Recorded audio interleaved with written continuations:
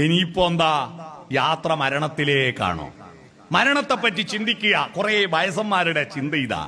യഥാർത്ഥത്തിൽ വൃദ്ധൻ എന്ന വാക്കിന്റെ അർത്ഥം ഇനി നിങ്ങൾ പഠിക്കണം. വൃദ്ധൻ എന്ന് പറയുന്നത് വയോവൃദ്ധനല്ല. വയോജനങ്ങളെ വിളിക്കുന്ന ഇംഗ്ലീഷ് പേര് സീനിയർ സിറ്റിസൺ എന്നല്ലേ? എന്താ ഈ സീനിയർ? സീൻ എന്ന് പറഞ്ഞാൽ കാഴ്ചയാണ്. സീനിയർ എന്ന് പറഞ്ഞാൽ കാഴ്ച കൂടുതൽ കണ്ടവനാണ്. സീനിയർ സിറ്റിസൺ എന്ന് പറഞ്ഞാൽ ഒരുപാട് കണ്ടവർ, ഒരുപാട് അനുഭവിച്ചവരാണ്. ഈ അനുഭവത്തിന്റെ പക്വത ഉപയോഗിച്ചുകൊണ്ട് നിങ്ങളുടെ ഭാവി ജീവിതത്തെ സർഗാത്മകമാക്കണം. ഇനിയുള്ള സായാന്തനത്തിലുള്ള സൂര്യന് സായന്തനമാണ് സുന്ദരം, അല്ലേ? ആ ഒരു ചുവപ്പുണ്ട്, ആ ഒരു ആർദ്രതയുണ്ട്. അതുകൊണ്ട് ഇനിയുള്ള കാലം എത്ര വയസ്സുവരെ ജീവിക്കട്ടെ, ഇനിയുള്ള കാലം രസകരമാക്കുക.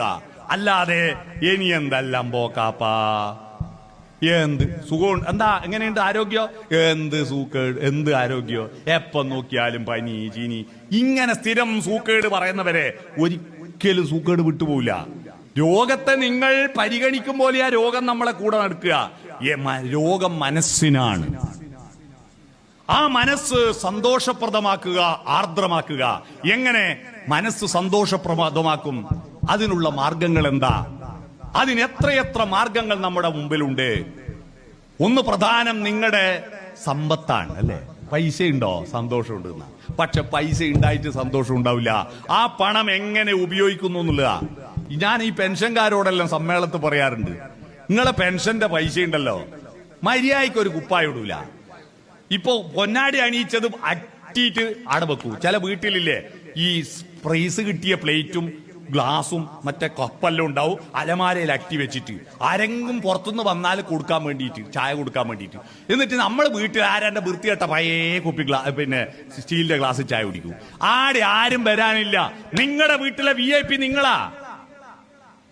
അവിടത്തെ ഏറ്റവും നല്ല പാത്രങ്ങളിൽ ഭക്ഷണം കഴിക്കുക, ഏറ്റവും നല്ല വസ്ത്രങ്ങൾ. വീട്ടിലിരുന്നാലും വേടിയും പോകുന്നുണ്ടെങ്കിൽ മാത്രം ഇടേണ്ടതാണോ നല്ല ഡ്രസ്സ്? വീട്ടിലിരിക്കുമ്പോ പിന്നെ വീട്ടിൽ നിന്ന് എന്താ നല്ല ഇട്ടാല്? ഇങ്ങനെ നമ്മളെ വീട്ടിൽ നിന്ന് വസ്ത്രം ധരിക്കുന്നത് മറ്റുള്ളവരെ കാട്ടാനല്ല.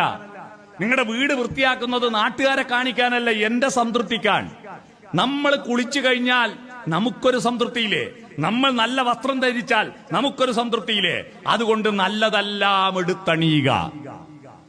പണം ഉപയോഗിച്ചിട്ട് ഫലപ്രദമായി നിങ്ങൾ എന്റെ അടുത്ത തലമുറക്ക് കൊടുക്കാൻ വേണ്ടി സൂക്ഷിച്ച് വെക്കും. മര്യാദക്കൊന്നും തിന്നാണ്ട്, മര്യാദക്കൊന്നും ചെലവാക്കാണ്ട് സൂക്ഷിച്ച് വെക്കും. എന്നിട്ടോ നിങ്ങൾ 5 ലക്ഷം ഉറുപ്പിയുണ്ട് എന്റെ അക്കൗണ്ടിൽ എന്നെല്ലാം പറഞ്ഞാൽ പിള്ളേർക്ക് മൂക്കിൽ വലിക്കാനില്ല. അത് നാട്ടിലൊരു ചൊല്ലില്ലേ, ഉറുമ്പ് അരിച്ചു കൊണ്ടുവച്ചത് കാക്കൊരു കോരലിനെ ഉള്ളൂന്ന്. പിള്ളേർക്ക് ഇതൊന്നും വലിയ പൈസയല്ല. അതുകൊണ്ട് അവർക്ക് വേണ്ടിയിട്ട് നിങ്ങൾ നശിപ്പിക്കണമെന്ന് ഞാൻ പറയുന്നില്ല. ചെലവാക്കാതെ വെച്ചിട്ട് വെറുതെ ജന്മം നശിപ്പിക്കല്ല.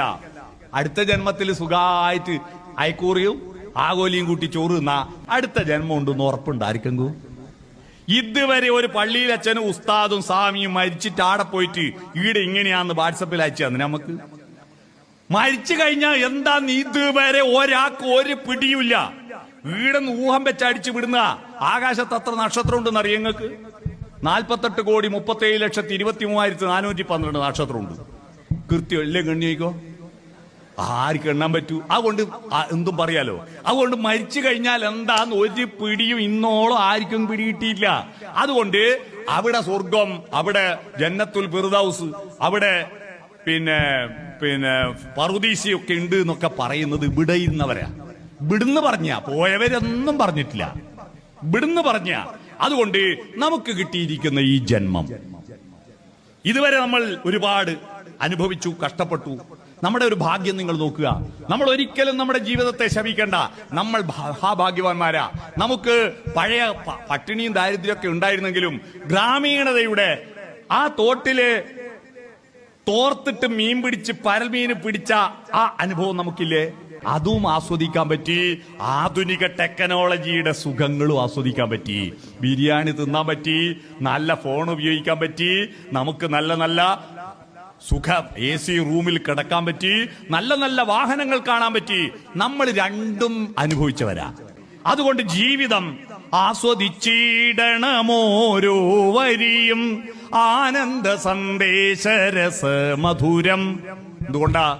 ഇന്നോ നാളെയോ വിളക്കു കേടും, പിന്നെയോ ശൂന്യമാം അന്ധകാരം, കാവ്യപുസ്തകമല്ലോ ജീവിതം.